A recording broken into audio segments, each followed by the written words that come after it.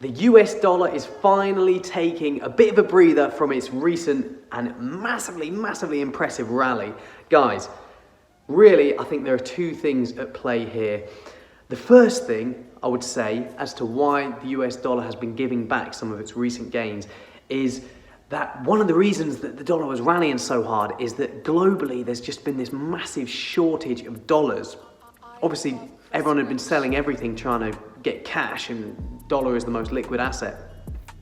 So dollar has been in high demand, and it means there's been this big shortage for dollars, meaning that the price of borrowing dollars had been skyrocketing.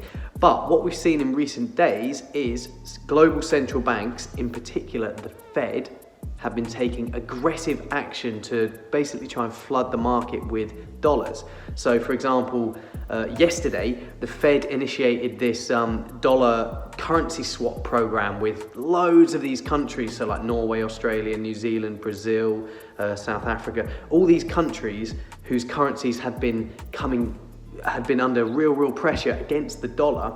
They initiated this program where effectively the Fed is going to be creating these dollars and selling them in exchange for the currencies of these countries. So that increase in the supply of the dollar has been putting the dollar under pressure, and that increased demand for, Aussie dollar, Kiwi dollar, and all these other currencies because of this swap program has helped push those currencies higher. So that's one thing, that is that particular program from the Fed, which has been very effective.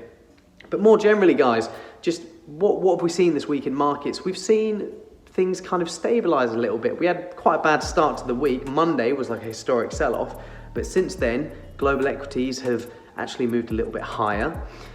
Crude markets, a little bit higher. Even bond markets have stabilized and gold's a little bit higher. Basically, all this action from central banks and all this fiscal stimulus that we've been hearing about, like mainly from the US, like trillions and trillions in fiscal stimulus we're going to be getting out of the US, that has eased some of the coronavirus panic.